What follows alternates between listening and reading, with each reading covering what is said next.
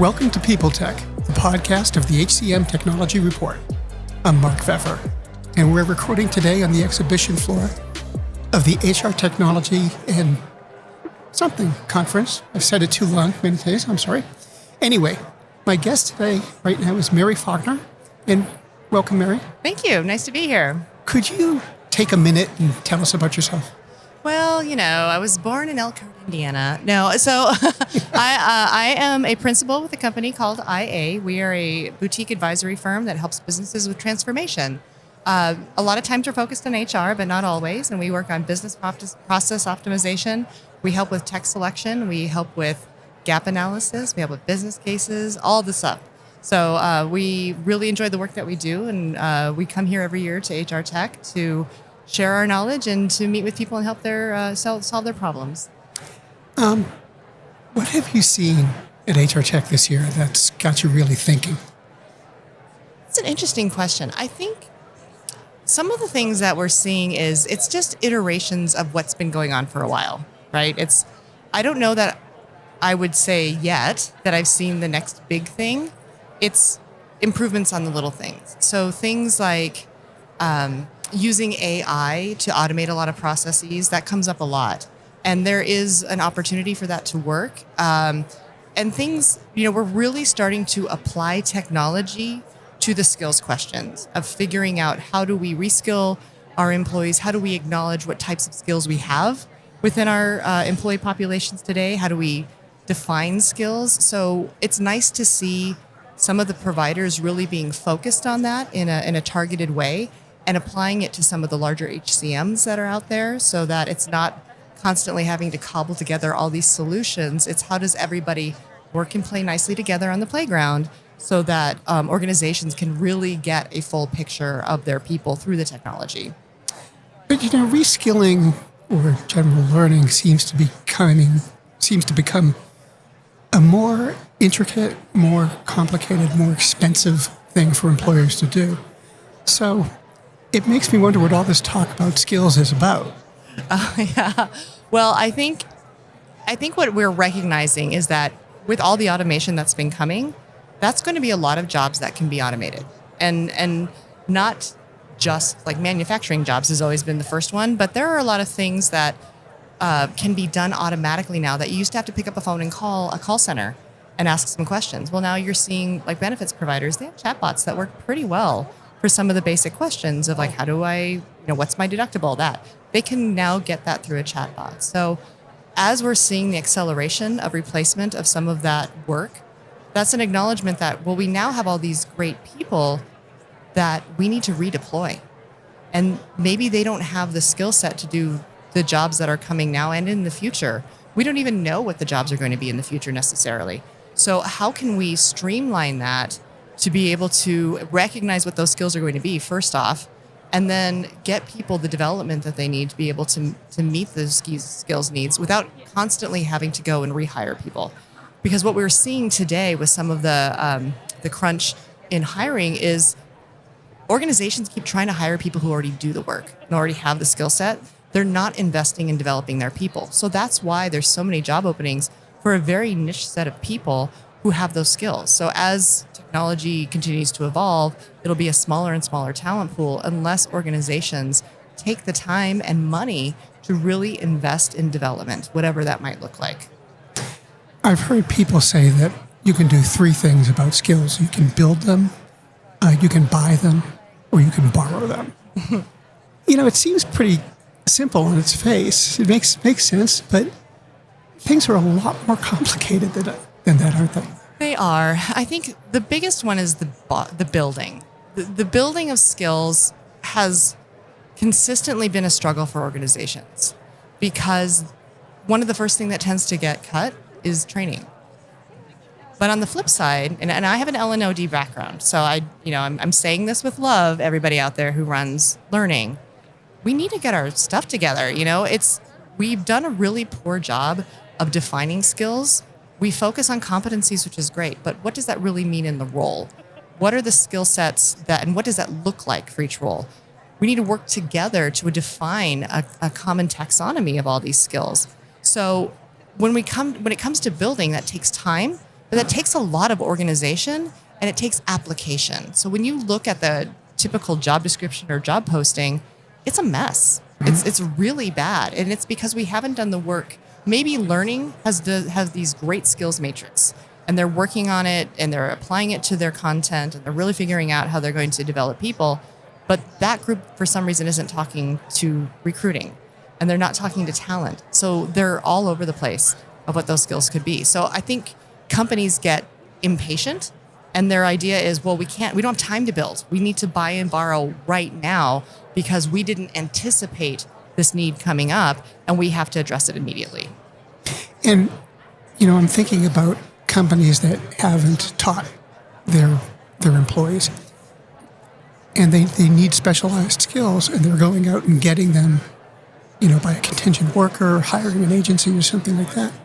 Then the employee is kind of left behind in all that. They are. And that's, I think, when you start to see employees quitting and saying, well, if you're not going to develop me, I mean, when I talk to people who are looking for jobs today, almost every single one of them, beyond like, I want to get paid, which is great. But the other side of it is I want to learn. I want to work somewhere where I'm going to learn something new. I want to work somewhere that's going to push me. And if organizations are not choosing to focus on that, they're going to lose people. Maybe you'll get them for a year, but they're not going to stay with you long term. They're going to get what they need from you that moment. And if you don't invest back in them, they're going to move on to the next company that might. So I really think that this is the moment for organizations to really seize the opportunity to invest in their people in different ways. Now, listen, sitting in a classroom for 8 hours is not a great way to learn. We get it. Sometimes there are opportunities to bring people together and have those workshops. But if you're talking about incremental learning, self-guided learning, ability to build career pathing in your organization where managers and employees alike can own that process, you need to make it accessible. You need to remove the barriers for people to be able to access it. And you need to make it a good experience. So if it's a clunky LMS or if it's a clunky process to get approved for a workshop that's external to the organization, no one's going to take it because the juice isn't worth the squeeze. It does seem like the vendors who are building learning systems are on board with that. They seem to be developing a lot of products that they wouldn't have developed 10 years ago. So. I completely agree. It's really funny. I mean, I started in really working with an LMS in like 2006, let's say, and it has come a long way from those early days, even just from being able to auto-enroll people into a course, right? So I think the recognition is there that learning is more than just needs to be SCORM compliant and we can track it. It's really looking at, is it engaging? Is it easy to search? You look at a thing like Flipboard, where people can curate what type of articles they want to read about what topics. That's a great direction for learning to go into. These are the things I'm interested in learning more about. And having a system being able to say, well, here are 10 things that we think might be interesting to you because based on your preferences. There's some really great opportunities out there. And with learning from the employee's point of view, is it so important that it will keep people on board? I think it's an element of it. Learning in and of itself isn't enough. When we say we need to develop and invest in our people, learning is a component of it to show that we're investing in you and here's some opportunities for you to get better. But really where it starts is the company needs to care about that employee. And caring about that employee goes beyond just, we're giving you a 2% raise every year. It's, I'm your manager. I am asking you what are your interests in your career. It might not be here. It might not be elsewhere. But what can we do to make sure that you have a long-term career and that you're meeting your goals? That's step one, having the conversation. After that, it's me helping you as a manager find ways to get that.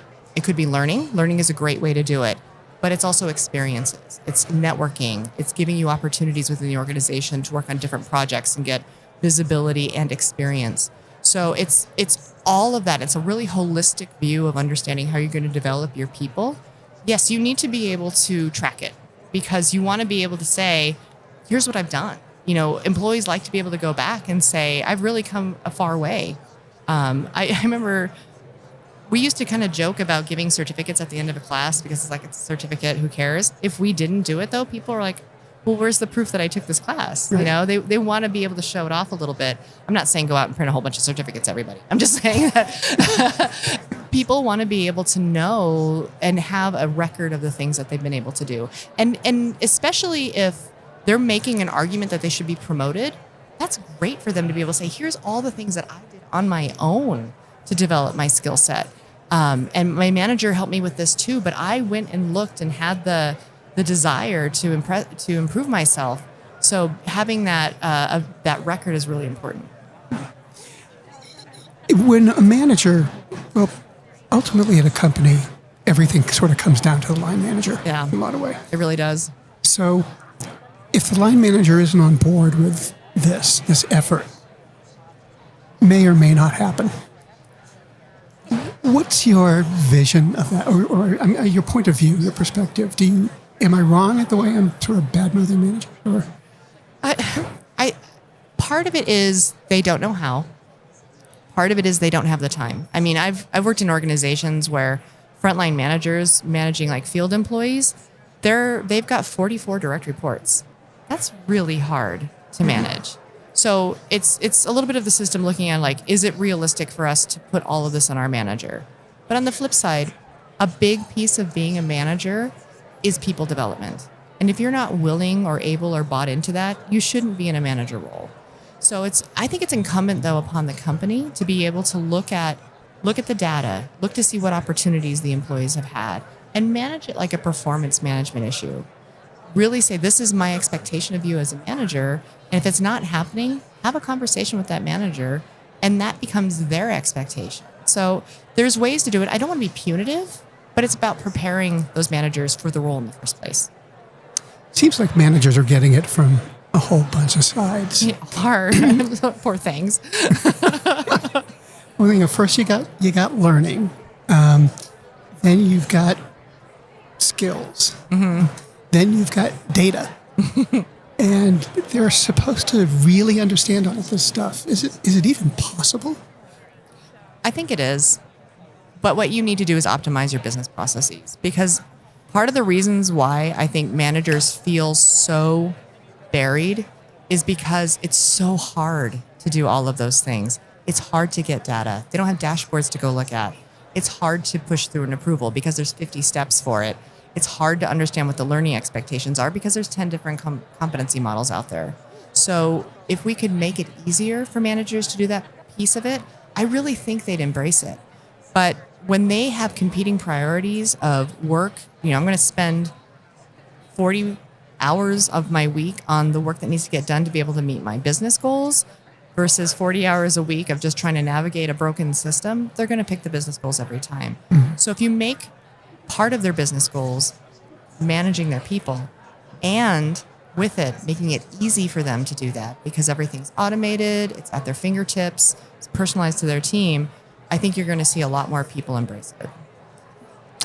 So when you think about the next, say, 3 to 5 years, okay, what do you see changing? Would it be sad to say not much? I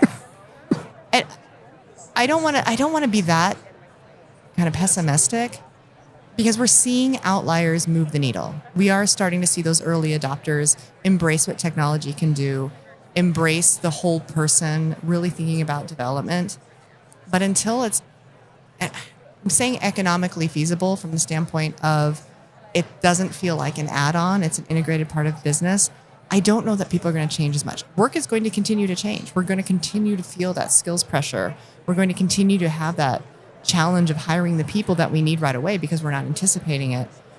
So I'm hoping in 3 to 5 years, we see more and more companies really embrace it, and not just embrace it, tell their story so that people see how they do it and see that it is possible to do it. Mary, thanks so much for sitting down with me. Absolutely. Thank you so much for having me. I enjoyed it.